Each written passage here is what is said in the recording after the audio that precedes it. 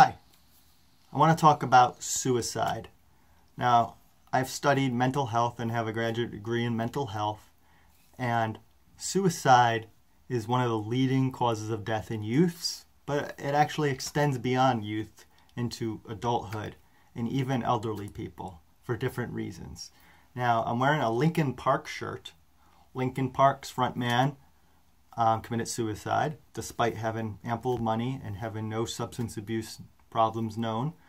But it is not a sign of weakness.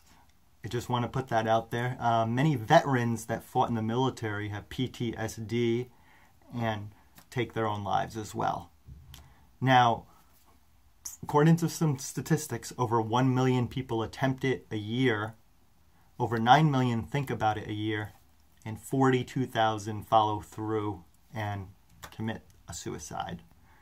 So we're going to look at who's the most vulnerable, symptoms, and if talking about it is harmful or helpful, and we're going to talk about ways of coping.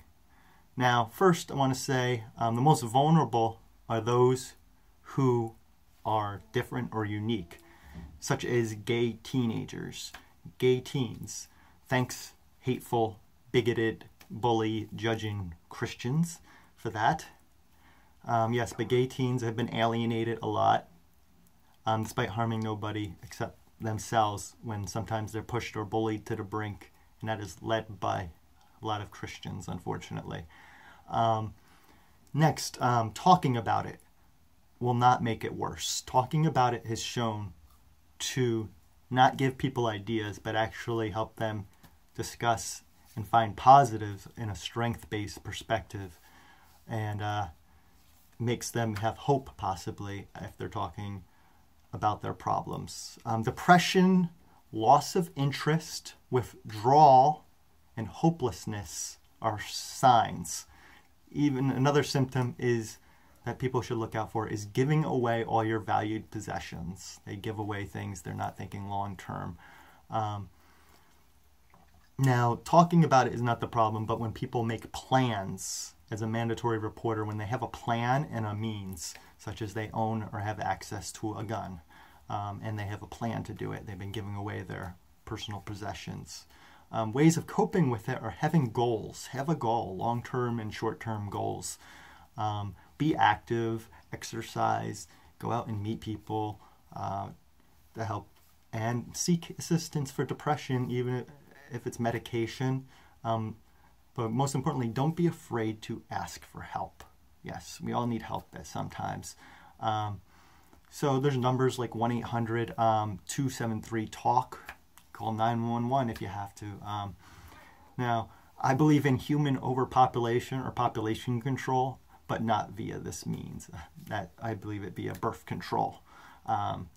And I also do believe in doctor-assisted suicide for palliative type care, for pain, for the terminally ill. I think that it should be okay. And terminally ill people who want to be put out of their misery, like we do to pets sometimes, I think that's okay. Mental pain is a different issue. That is harder to deal with. But terminally ill, doctor-assisted suicide or whatever is, I think, a good thing or a good option to have, as long as you meet with counselors and discuss it, and the reasons are about pain and suffering long term. So just wanted to put that out there. Please share this. Suicide does not mean you are weak. Like I said, military veterans suffer from PTSD, millions suffer from depression. Have some goals, talk about it, ask for help when needed. And yes, overpopulation is an issue, but that is not a way to deal with it. Birth control is the best way to deal with it. And please support doctor-assisted suicide for the terminally ill and elderly especially. So thank you, and there's hope, and set some goals short and long term. Thank you, and thanks for caring.